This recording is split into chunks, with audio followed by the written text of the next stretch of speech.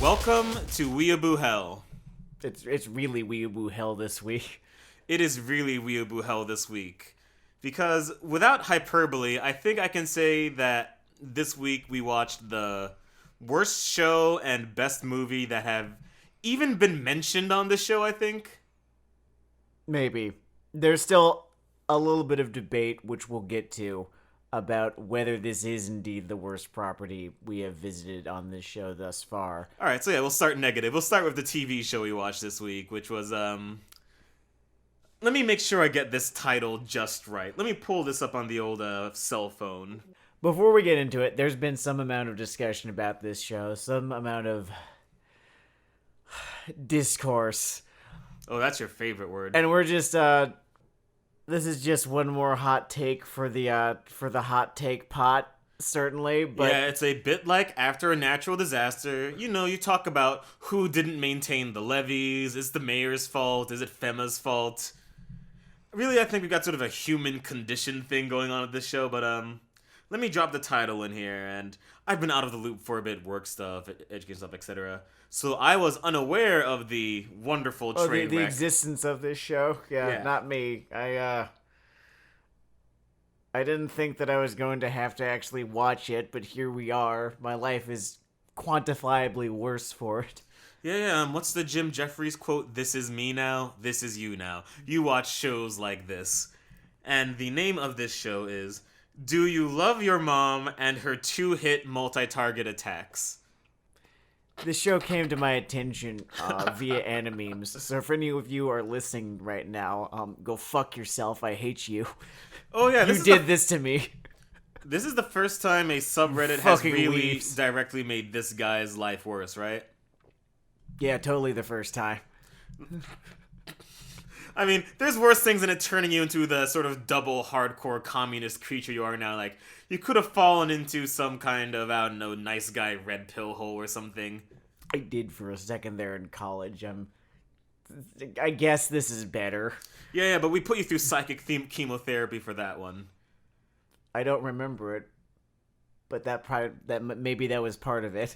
Oh, I remember. We did a whole fucking Clockwork Orange thing for you. Christ. Yeah, so let's jump in here. I've been drinking just a little bit because it makes it hurt a little bit less. He's still drinking. Existence in general, and this show in particular. Where do we start here? Where do we start? It's an isekai. This is MILF Isekai. I'm not calling it by its title. Fuck you. I'm not doing it.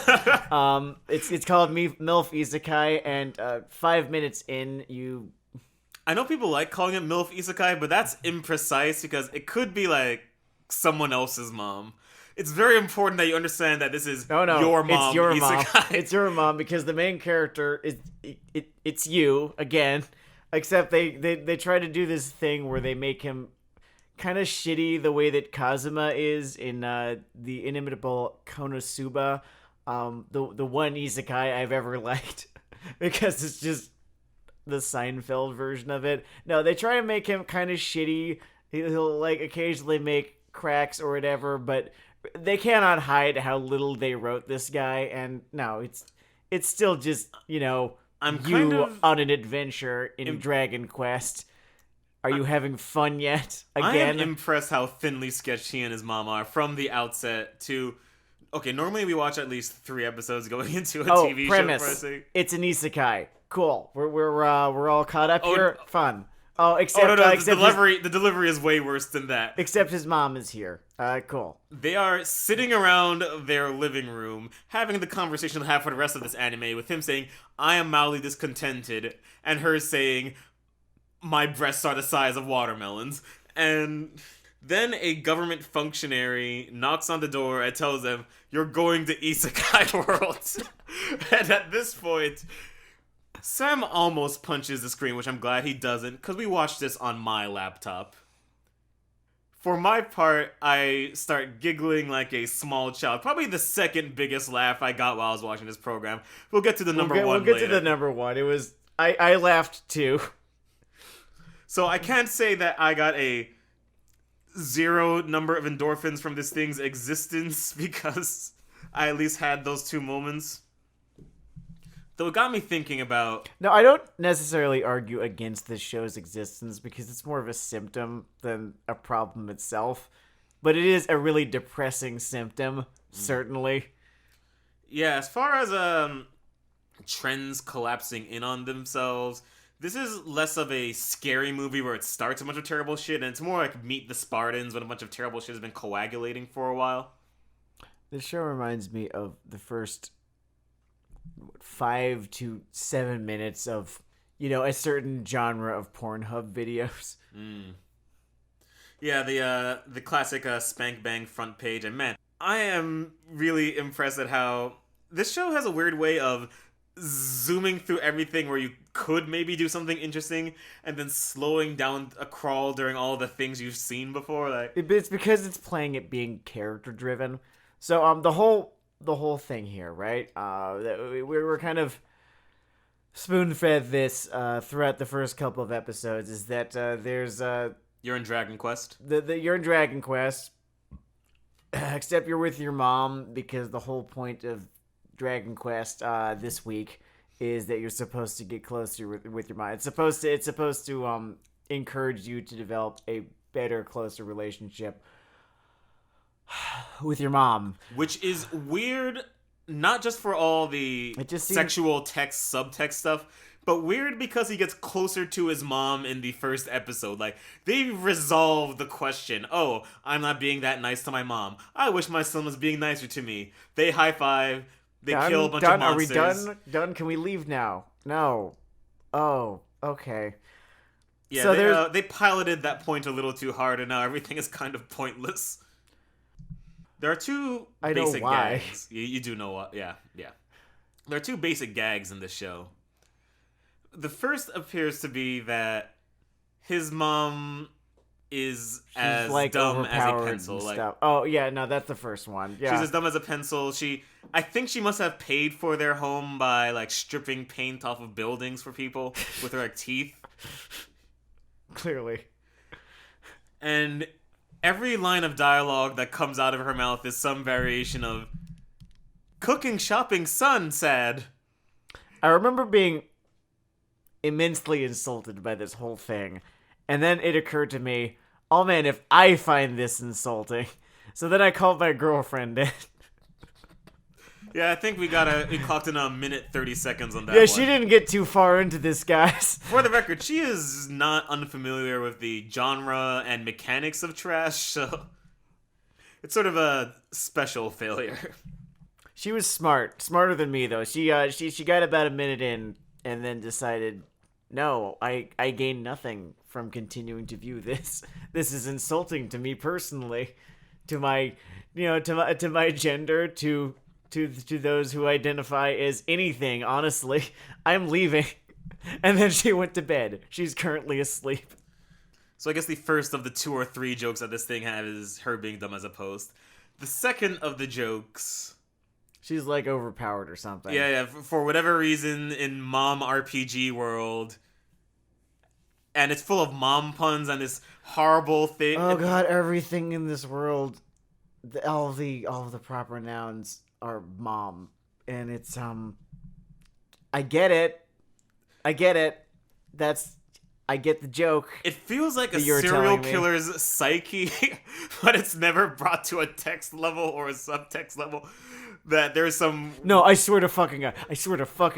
We're gonna get 8 episodes in, and then Mamako, that's the name of the mom, is going to just stare at the screen and tell me to fucking kill John Lynn.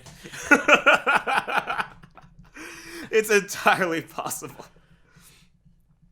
So yeah, she's super MLG, and there are a lot of bad title drops. Music, video games, anime, whatever. But this show has the worst title drop I've heard this year. After she picks up her 2 glowing magic swords, and what? You were only supposed to take 1. Pfft. She kills a bunch of monsters after her son gets, I don't know, Dragon Quest erectile dysfunction in the middle of their big fight. And she asks her son, do you like your mom's dual target attacks? And that's his head against the wall, by the way. That's a very visual gag for this podcast, but I felt myself almost glitch out a little as my brain tried to defend itself. It still tried to just paper over that with other content, like say other things had happened in that stretch of time. I'm so tired, Dennard. He is so tired. I'm so tired and defeated. And I hate Isekai. I hate Isekai so much. I hate the people who like it. It won't stop. It's like fucking trap. It won't stop, and I have to be subjected to it at least fucking twice every season. It has really dug in its trenches. Like, it's on some Ludendorff World War I shit. I thought for a second that it wanted to try and be interesting. I was gonna say again, but no, it was never particularly interesting. For the first time, last season, or was it the season before? I don't know. The one with the shield hero. That was almost kind of cool. I didn't end up liking it very much. The thing that happens God, is, like, for fuck's sake, it tried. Good self-referential things open up the door to terrible, to bad self-referential things. No, absolutely. It's the difference between. It's like the difference between the World War II movies and Inglourious Bastards and getting testicular cancer. Okay, maybe that's me. Hold on, I can do better than that. It's the difference between the World War II movies looped within Inglourious Bastards and finding out you have a brain tumor. Okay, I can do this, I promise. There is a metaphor for this that isn't just cancer. No, I've almost got it.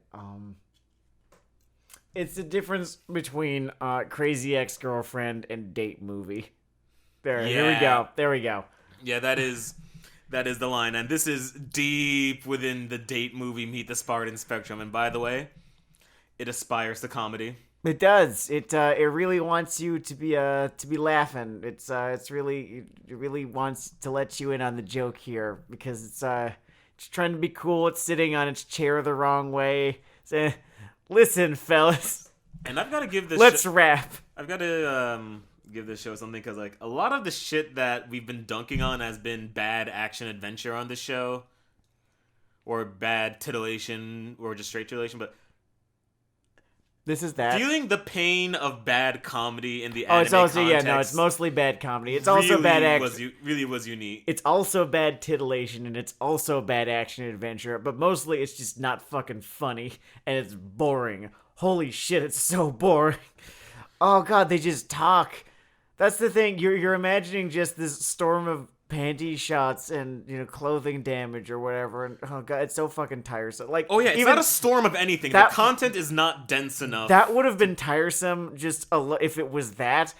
But they pepper that in, and it sucks when it happens. But mostly it's just boring, just people talking for many minutes at a time, and like it doesn't sound like much, but in a 22-minute show, when you spend 3 minutes talking about the fucking mechanics of how this video game works. Oh my.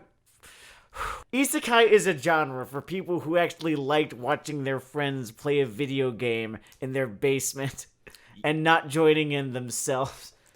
It's a strange form of cuckoldry. I don't get it.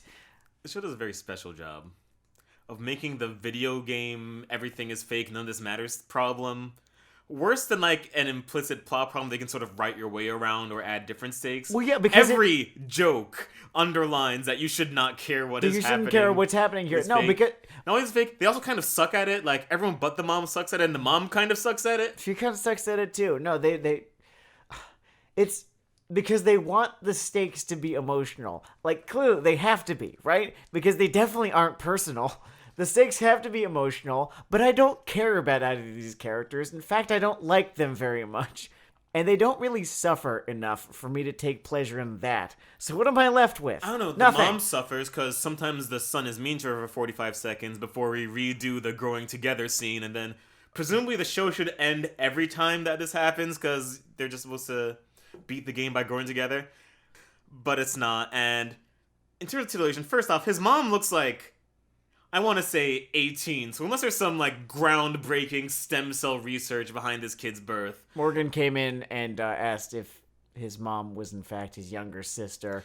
Yeah, from the outside, it looked like an Emoto show, which is, I think that's an achievement, like, going for one I fetish hate and... that Emoto show is a term. It is a term. It's just like a thing. It's just shorthand that I can use and you can use, and people will understand what it means because that's a thing that exists. Sorry. Anime is gonna turn me into Tipper Gore within the next 5 years, and I don't like it, and I'm watching it happening to me. The genre of titillation in this is a bit like... I don't know how many of you are into pro wrestling, maybe even mildly because we keep coming back to it, but it's like cheap heat. It is instead of a villain doing villainous things, it's a bad guy wrestler spinning on the good guy wrestler, because anyone could do that. Anyone can do that. Anyone can come in and say your local sports team sucks. Anyone could go for a below the belt shot while the ref's back is turned. It's easy. It's easy, and it's not too particularly effective. I remember the low point of the cheap heat in this. Well, there are two competing sort of low point standards. The first is this recurring panty shot that follows one character, and you don't really care the first time. Well, the first time it was obnoxious. It was obnoxious. When I say you don't care, you mean it doesn't even earn the reaction that they want of like... They gave us the panty shot. Yeah, it's the teal and white striped ones. What the fuck else did you think? Then they gave it to us again, and I was annoyed the first time, and I was insulted the second time. Also, I think they actually reuse the image of the panty shot. Because it's also extraordinarily, like, lazily animated as a whole scene in the dark. All of those panty shots combined compete with this one shithouse moment in the second episode where the attacking slimes dissolve all of the mom's clothing and the son clumsily stumbles onto her because that's what you do, I guess. I blame Ken Akamatsu for all of this. I do blame he is at the beginning of all of this. If you follow it back, dude, you end at Love Hina. And as much as I enjoyed Love Hina, this is Ken Akamatsu's fucking fault. Yeah, I'm not sure if you should send like a T-100 after him before Negima to stop this, or if you send like a T-1000 all the way back to like the second chapter of Love Hina and just get some liquid metal Terminator action on him, you know? It was a show I enjoyed, but I think if it was unwritten from existence, life would go on. I'd be okay. That thing is a starter domino in a whole bunch of media bullshit. During the episode, we actually talked about whether the dot hack sign guy should be off to prevent this. No, he didn't do anything wrong. No, it's the Sword Art Online guy. This is his fault. The isekai boom did not happen in like the late 90s, early 2000s. It happened post 2011. Do you know what happened in fucking 2011? Sword Art Online happened in 2011. Yes. We're now in like the second or third wave of isekai as the genre reacts to itself. God fucking help us all. Yeah, we've already had the biggest earthquake, but we keep getting these fucking tremors.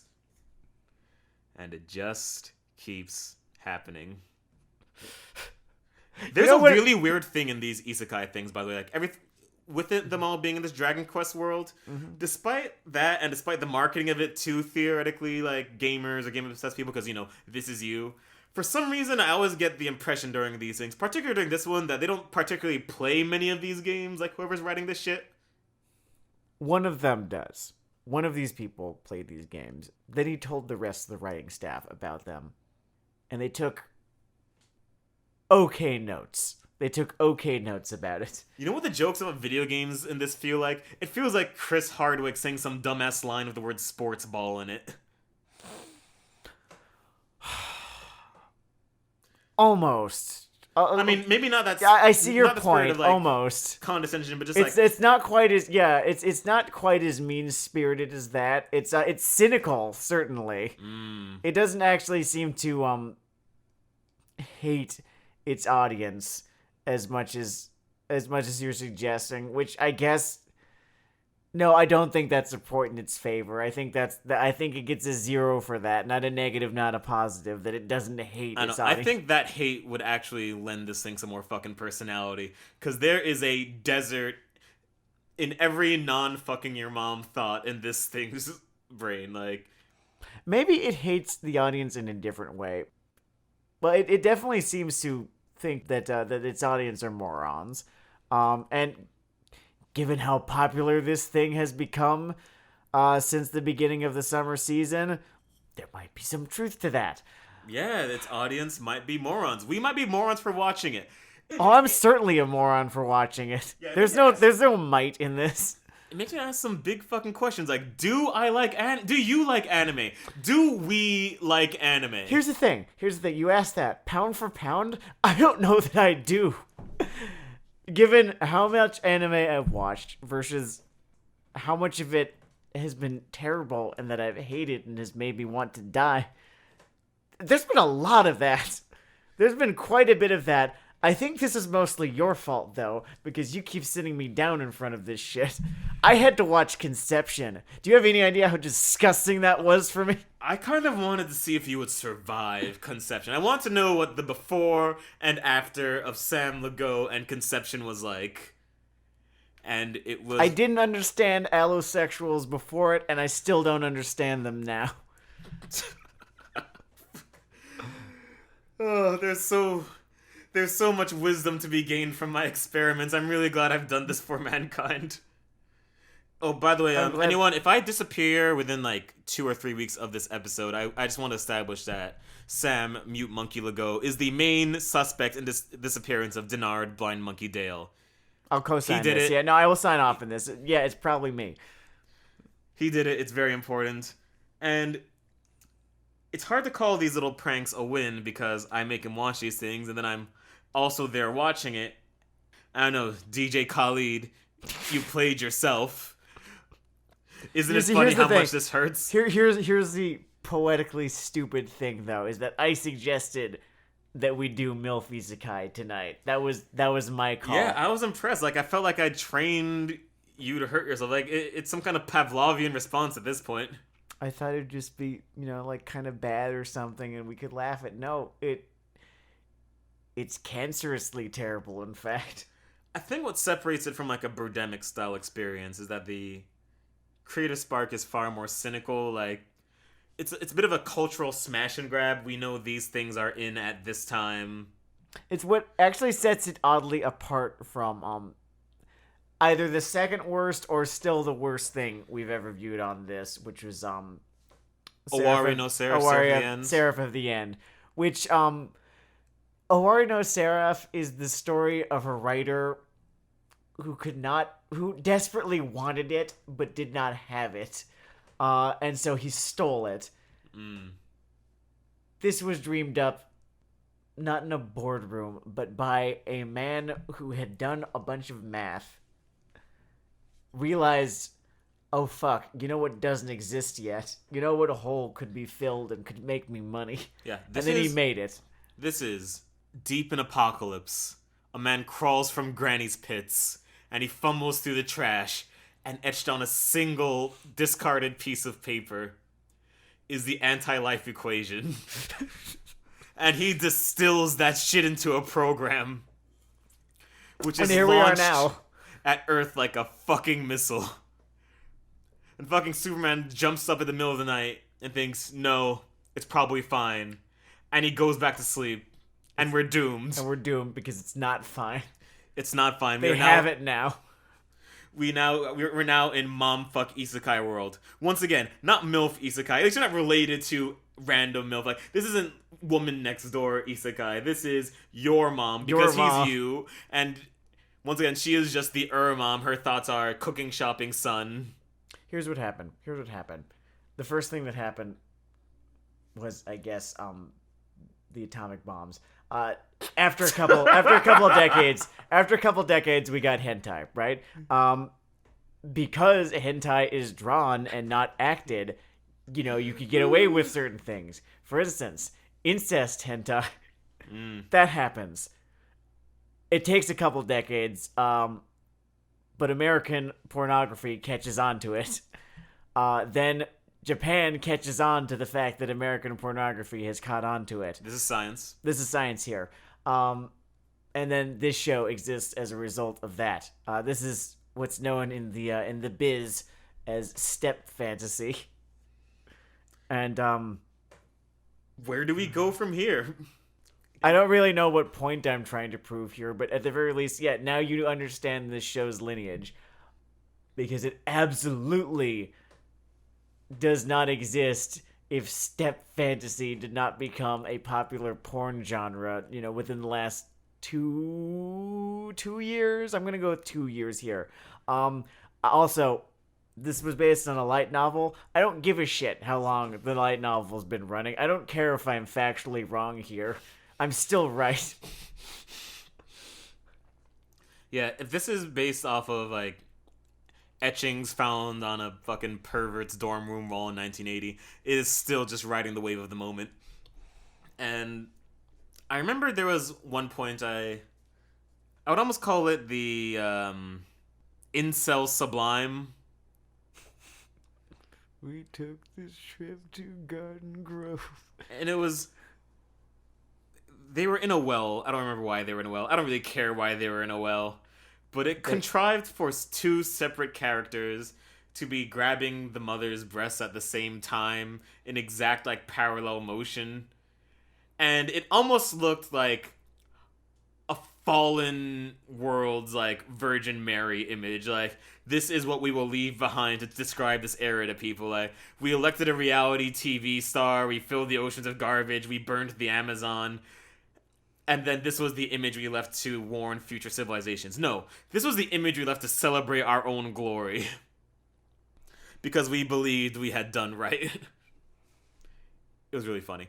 It made me smile. It was... Another thing that made me smile... I mean, if it made you smile, then it did its job, because I think they put that in there because they thought it was funny. Yes, but there's laughing at and with, and I guess this sort of brings us to a debate we had over a line in this. Which was the slimes attack, because Dragon Warrior, Dragon Quest. Their attack causes her clothes to dissolve. First, it's just her top, and then we'd gone into it for a second there. Then we get the cynical fucking gag where, like, they're both covered in slime and they're falling on top of one another. Like, get it? Because, like, that's how people fuck, I guess. Yeah. Hopefully for some of you it moves. Anyway, she drops the line, "No, mommy's wearing a thong today." And I've been watching a lot of stand-up lately, and I think only 1 or 2 people, like, only, like, Chris Rock, like, Dave Chappelle, like, maybe Bill Burr, made me laugh the way that the fucking sublime terribleness of that line made me laugh. It really was a pure experience. I wasn't really sure. I was laughing right with you, and I wasn't really sure if it was because I hated this so fucking much that it became funny to me again, or if the joke actually did track. These are the questions we are. I think I hate it. No, I think I hate it. Like, we were planning on taking positions here. Dennard was gonna be, no, it's just terrible, so much so that it's funny again, and I was gonna try and convince someone, definitely not me, that maybe this was actually just a one good joke in this show. No, I think... Whoops. I think this was the laughter of a defeated man. Yeah, that's just, the brain rattling against its cage. Oh, here's the thing. Mm-hmm. As bad as this show is, as bad as this show gets, as bad as this show still continues to be, there's one thing that could happen that could redeem the entire fucking thing. Just one thing. Just one thing. At the end of it all. Because okay, let's back up here. Let's back up here a little bit. Let's back up here. And remind you people that the whole point behind the existence of this isekai that they're in, virtual reality, fully immersive, whatever. The motherfucker used the word M like 7 times as a running gag. The motherfucker literally got sucked into the computer like this was a fucking cartoon from the 90s on PBS. The whole point of this thing is to grow closer with one's mom. Here's the thing. This all becomes funny again if at the end of this all, the reason this computer program isekai exists is to convince him to fuck his mom. And that's the way he wins. if there is a government-sponsored incest program, You just have to fuck your mom. it's so obvious, though. It's so simple. All you had to do this whole time was fuck your mom. Just get horizontal or perpendicular or fuck it diagonal. We don't care. We And just want you part were of there. you. And you were there. Oh man, there are other people in this world, by the way. Like, there are other mother, daughter, mother, son, whatever parents. This is entirely a mom-child world. This seems to just be like the story of one of many of these little parents. And if the point of this...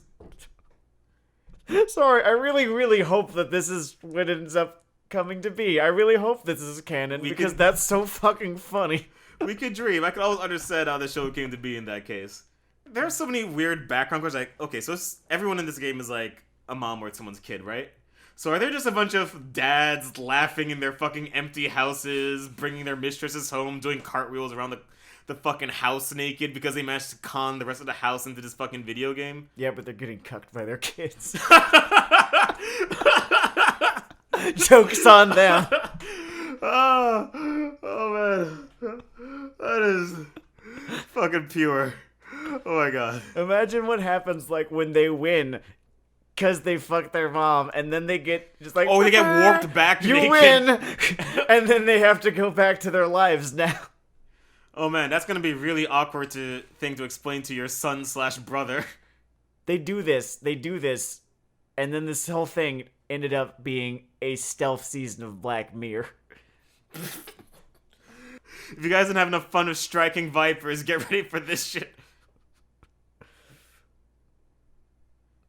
Side note, the whole Black Mirror thing, striking vipers. There would totally be griefers who, like, invite you to have sex and beat your ass, right? This is the one about, like, the two bros who have their characters have sex, but it's not gay because it's in game, right? That's the one? It is that one, and Okay. I feel like that would happen a lot. Like, the whole world of sexual griefing opens up almost more questions than the original premise. I could talk about this, but I'd actually have to watch Black Mirror, and I don't think I want to. Fair enough. I ironically have only seen that episode of Black Mirror, making me the worst consumer they could ask for, because it's just that image of Chara Aznavour saying, "I came here to laugh at you. I have not come to Black Mirror in good faith." I have that image on my keychain. I might make that my cell phone background. I don't know why it's not. It has been the profile picture of many, many different accounts on many different platforms of mine throughout the last 10, 15 years or so of my life. It's strong, I kind of want to work it into my upcoming birthday party somehow, but I haven't figured out exactly how I'm going to do it. But it'll be there. Definitely let me know. It was my my Google avatar for until very recently, until I realized that I had to send work emails now. And these are what my coworkers, immediate superiors, people who could decide my my immediate financial future saw when I emailed them. They saw a blonde anime dude in bluff shades telling them that he's here to laugh at them. So I had to change really, it out. that sounds very promotable to me. Well, I mean, he promotes himself. True. You know, I guess through murder. It doesn't work that well outside of a wartime scenario. Unless some of you guys out there get inventive. If you kill your boss and get promoted and don't get caught, drop us a line. Use a pseudonym, but drop us a line. We're very interested in hearing about that. We'll tell your story. The other thing we watched, and I think the only reason we did not give up on anime as a whole this week, was an older thing, a classic thing. Now more than 10 years old. Now more than 10 years old. Weird, right? It's actually my first time seeing it. Did you ever catch it before? I do not believe I did. So this is my first time seeing Sword of the Stranger. Damn fine film. It's almost bizarre that I have never seen this thing before, because I'm actually a deep lover of, like, live action anime, whatever, martial arts films. Like, that's just always been something I've had a lot of affinity for. I love the Bruce Lee stuff, the Jet Li stuff, Tony Jaa, Uko Iwai, all that shit. Uko Iwai kind of ruined action, like the action genre for me, because nothing will ever approach The Raid or The Raid 2. Those two things are fucking achievements. One of the only movies with, like, action on a similar wavelength didn't manage to keep the plot up the way those two did. Like, The Night Comes for Us is a great movie. It's a by great the way. fucking Watch film. that fucking movie. And Ikuwai is in it, and it's probably the most violent film I have ever watched in a long history of watching violent films. Yeah. So this is a less. Anime. Yeah, but yeah, this is a less violent movie, but it's very artfully done. It's a very artful movie. I want to say it's very well directed. Yeah. Very pristine movie. It is a. It has a lot of it has a sort of slow, meditative pace that would be anathema to like a comedy podcast if I wasn't fucking great. I mean, if you're so great, do you have talking points for this one? Because I don't. Oh yeah, sure. So my first thought was, as this movie opened to a village in a dire straits, I just thought to myself, man, being just a village before gunpowder in a movie, just a rookie mistake. Like, why are you doing that? Get your shit together. You know how this is going to end for you. There will be fire. There will be a man standing above you on a horse. Someone's actions will be inspired for the future. I don't know. Do we need to really outline it? It's sort of an older film. It was a film that I had really only heard of until we watched it just this last week. Yeah, I actually was originally exposed to it by it was a YouTuber. What was it? Giguk. I was watching this random video, and he was talking. He had this video about fight scenes, and I like fight scenes because I know I'm compensating for some surging ball of violence in the back of my psyche. I mean, aren't we all? And this was cited as just one of the best ones of all time within the whole anime spectrum. And in terms of fight choreography, in terms of fight choreography, yeah. Specifically, that's that fight towards the end that he has with the blonde assassin. I'd put it in my top 5. Yeah, it is extremely well done, and something that's interesting, sort of thematically, with this movie is that it is the most international feudal Japan martial arts movie we'll ever see. It's fascinating. You get. Because, like, the main character is basically, like, you find out halfway through that he must be, like, European Dutch or something. Irish or something. He has red hair, he dyes his hair to blend in and everything. There are Chinese assassins who are these not assassins, like, a medley of Chinese warriors, we'll say. Mm-hmm. Dispatched to, like, try to get this thing for the emperor. There's this kid who's secretly from China, came to Japan. It's like... No, he's from Japan, lived in China, came back to Japan, knows Chinese. Yeah, this thing is like Thor Ragnarok in terms of, like, it could use Immigrant Song without irony and it would just make sense. But the basic premise here is that there's this Chinese group looking for this one kid because they want to kill him to make this thing that the emperor thinks will make him immortal. It obviously won't, but it's the values of the era. And well, they never end up getting to do it. Spoilers, sorry. They never end up getting to do it. Oh yeah, the protagonist kicks too much ass. Because the protagonist is too much of a goddamn monster. Yeah. Like, holy shit. Yeah, it picks up that cowboy film influence in that. Instead of, in this case, the man of no name is literally just called No Name in the movie. Like, they refer to him as No Name a few times. We're going to be referring to a lot of people by their physical features in this one, because this movie does a whole lot of things. It does not drop names too amazingly often. Definitely not often enough that I learned everyone's name. Yeah, I would call this the polar opposite of the hilarious thing that happened in Handshakers, where they dropped proper nouns every 14 seconds. Oh, he has fond memories of Handshakers, which he totally would have watched of his own free will without knowing me. Yes, lovely show for lovely people. Loved watching it. Just fun time for everyone. Somehow it was still better than fucking Milf Isekai. But over here in sort of the Stranger Land, obviously its strongest weapon is the straight-on direction. It's amazingly well directed, yeah. Beautifully animated. They keep the story sort of to a simple, sort of bare-bones thing, aside from a few clever turns. Well, there was a whole lot of, what would you call it? Intrigue going on. True, yeah. Up until the climax of the film, where you've got, let's say, three discrete groups with their own agendas that are kind of circling around this one boy and the Ronin who sort of, I guess, takes up with him, I guess. Yeah, I guess that's a sort of theme or structure that comes to a lot of martial arts movies across various different grades. Like, there's a complex political world, and then there's a guy whose bad motherfucker is just stronger than the political currents of their era. Do you want this fight? I don't think you want this fight. Yeah, it's got that flavor. Sometimes Captain America is just in an elevator and he's like, decline of the American Empire. I could punch through that.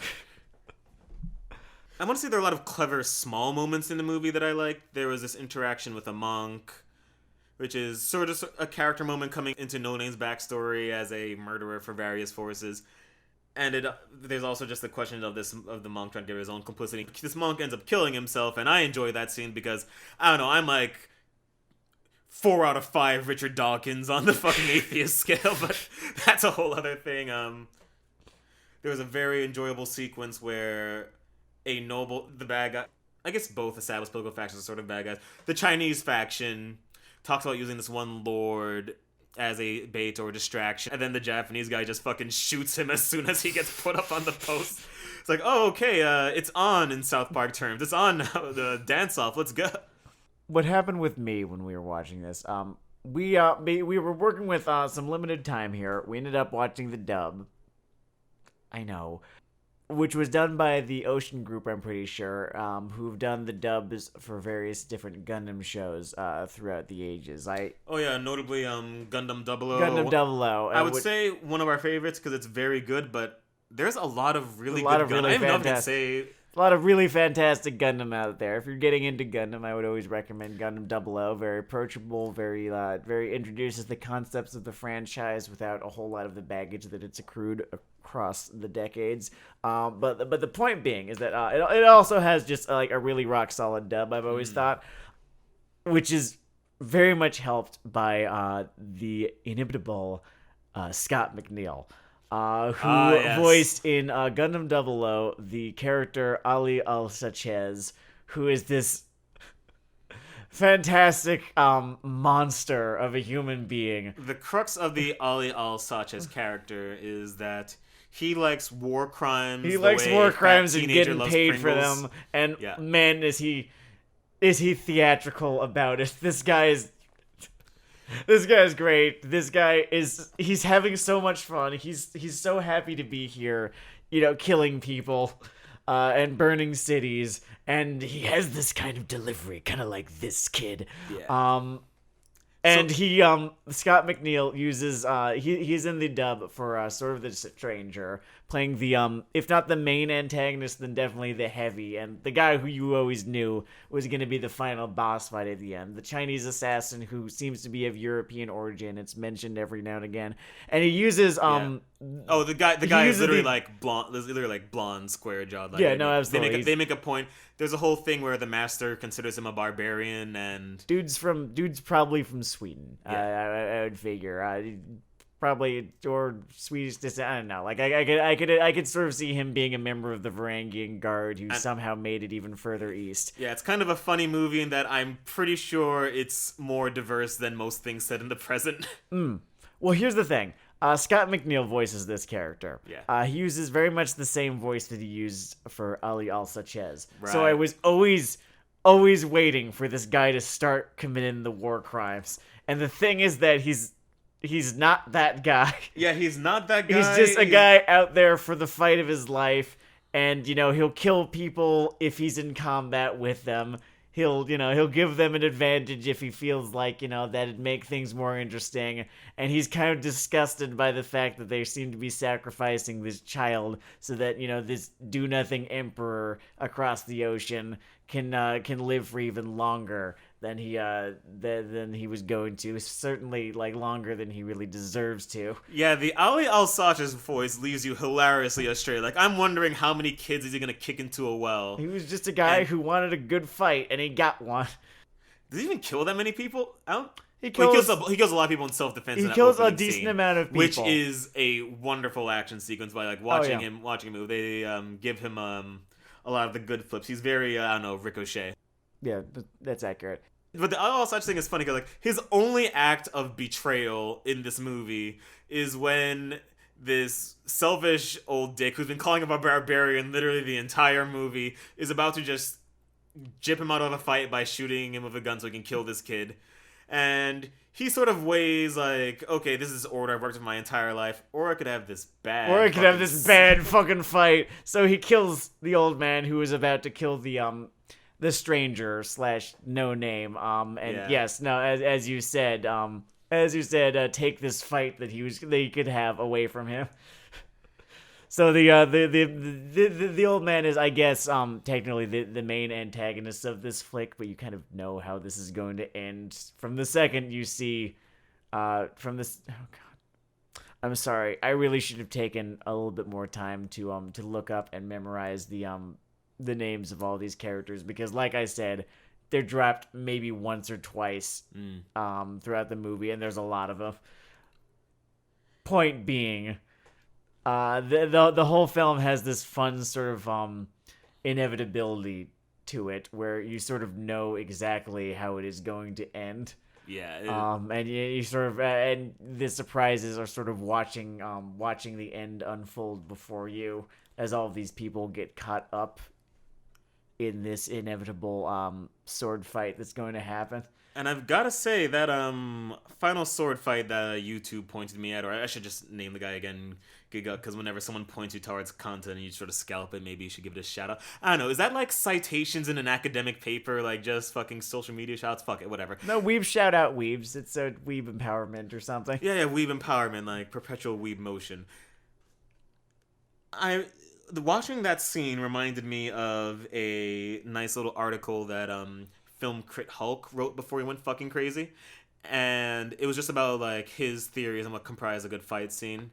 And this scene, Sword of the Stranger, had almost everything. Like, it had the psychology, it had the style, it had the sense of geography. The geography stood out for me in a lot of the action in this movie, actually. Yeah, especially when he's falling off that tower, and they just use the shape of the whole thing very well. Well, not just the final fight scene, but pretty much, like you're saying, pretty much every fight scene in this flick has some interesting piece of geography to it that makes it, all the more interesting. Whether it be as simple as it takes place on a bridge and there's a very real danger of falling off this bridge during the fight, to the quickly collapsing sacrificial altar that they built that's about the size of a tower, to the rooftops, to the interior, the kind of cramped claustrophobic interior of an old Buddhist shrine kind of earlier on in the film.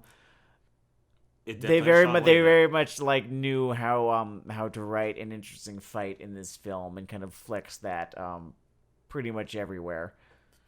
There was a point that came up when you were watching it, actually. It almost draws from the strength of those old Jackie Chan flicks, kind of. Like, we always make jokes about him with a ladder and a baby, but it's because those movies used him having a ladder or a baby very well.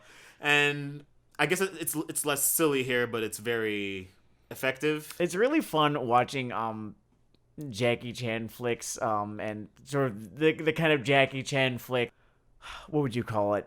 Fight style choreography. Rumble in the Bronx Core. Rumble the Bronx Core type thing. Like, what was really surprising to me was seeing it in The Last Jedi a couple years back. Just, the fight in the throne room. However you felt about that film, and I loved it, but I thought it was great too. But that whole fight in the throne room towards honestly, it was only the end of the second act. That was a very long movie. Was like straight the fuck out of a Jackie Chan flick, especially with like the way that the various different royal guards are introduced with their various like weapons, each one of them more terrifying than the last. It's sort of fun watching that movie's DNA in action. That is also the case in this film as well. It's interesting as a modern viewer and modern person, and I don't know, somewhat young. Is 27 young? Let's pretend 27 is young so I don't kill myself. 27... It's been feeling pretty old to me. I don't know about you. I have no idea what you're talking about. I'm like an infant. But from that perspective, it's interesting seeing something that clearly was very influential after that. Mm-hmm. This seems to be just a guiding line in the way just a lot of sword combat is animated. It probably had my favorite animated sword fight.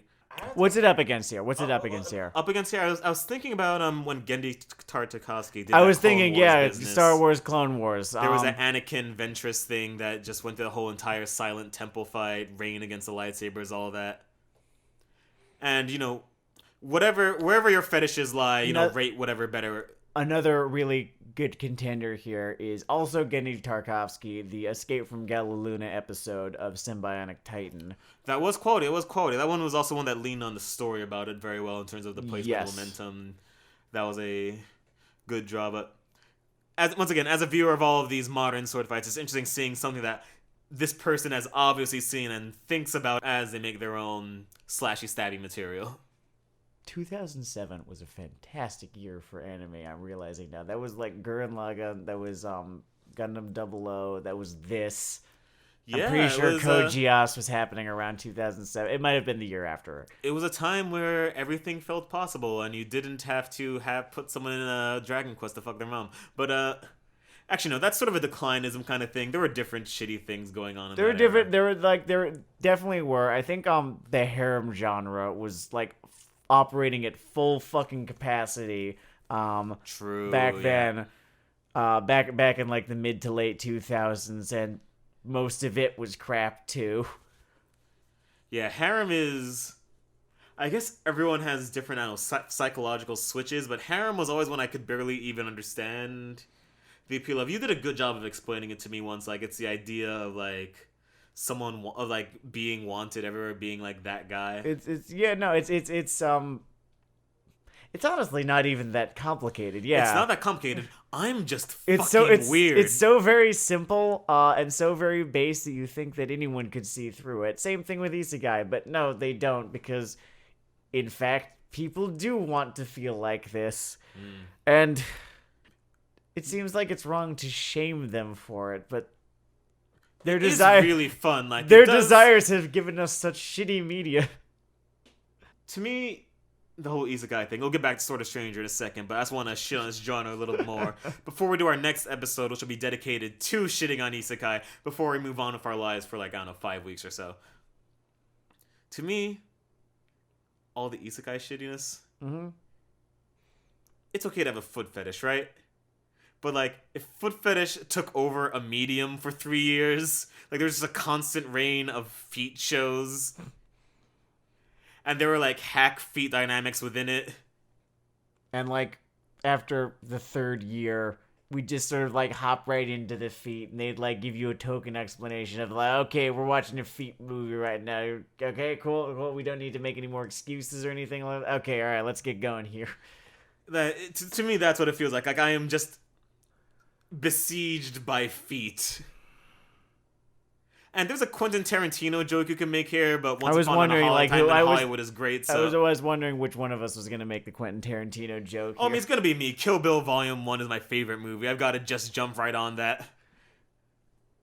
It's like a glowing fucking sun. Definitely up there for me. I'm not sure it's my favorite. I actually don't Don't hate me. I don't even think it's my favorite Tarantino film. I think that might be Inglourious. Yeah, I was gonna say you're an Inglourious friend. I could smell it on you. This guy loves his history, which sort of helps him with this movie, actually. Yes, it was interesting, kind of like trying to date this movie. I think eventually they just tell you when it is, because like the Ming Dynasty is happening. It seems to be the works. It's like the 1500s. This movie takes place in the 1500s. A Nobunaga is off, Nobunagaing, somewhere outside the context of this movie, which is why just having a whole party. Which is why a foreign, what would you call it, cadre was allowed sort of in. This daimyo was, able to give them permission in, because there really is no central authority. There's a lot going on, and it's mostly generating bodies. It's like really cool, yeah. Yeah, this movie has a cool eye for history. It has a nice reminder that every now and then people just sort of drifted. When did Samurai Champloo air? That was way earlier than this, right? Samurai Champloo? It was like sometime after Cowboy Bebop, which is mid to late 90s. Yeah, I want to say it was like early 2000s, right? Sorry, this is not really related to. Well, it's only tangentially related. It comes up in our brains because it's just another good slashy stabby show. Slashy stabby samurai show. But yeah, this movie was a breath of fresh air after we submerged ourselves as far into the garbage can as we have gone. Until next week, when I make Sam watch Isekai Quartet. And a second thing, probably. I mean, if we're watching Isekai Quartet, I think there's been too much ink spilled over Konosuba. There's nothing we could really add to it. I think I might just watch that on my own time just to make myself a little bit happy. I mean, we could add to it. I do really love the rich flavor of my own voice. But you could talk about anything. Sure. Well, we'll figure it out and we'll let you know. Until then, this has been Weeaboo Hell. And it's Weeaboo Hell. It's Weeaboo Hell. I am Dennard, Blind Monkey Dayle. I am Sam, Mute Monkey Lagow. Fun fact about those names, by the way. We have a very lazy friend who at one point was Deaf Monkey. There was a whole, like, hear no evil, speak no evil, see no evil. The website's seenoevil.com. Well, I guess see more evil now because I thought that was cool or whatever. Yeah, he's probably asleep right now. I think he's asleep right now or playing Overwatch. But yeah, we love him. We love all you people. Probably, well, not all of you. Some of you watch Isekai. Have a great weekend.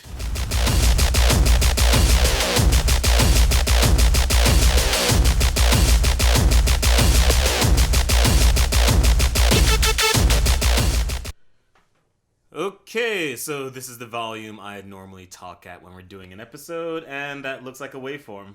Okay, this is the volume that I normally talk at, which I think is comparatively quieter. Looks okay to me. These look like comparably thick lines. Yeah, those lines are thick. All right. Oh wait, hold on. I'm gonna try to do that thing where you make a penis with the waveforms. Ah! Yeah, that's a dick. Yeah, I did. You made a waveform dick. Let's see, man. It's kind of girthy. Or actually, it's more of a big testicle base. We got some big ass balls right there. Yeah, those are cancer balls. Those. Your doctor just looked at them, shook his head twice, and asked you where you want to take your last vacation. They can do all kinds of Make-A-Wish shit for you if you want. All right, are we drinking any more during this, or? This is all we got. Okay. My White Claw's empty. His White Claw is empty. He's trying to deal with his new life.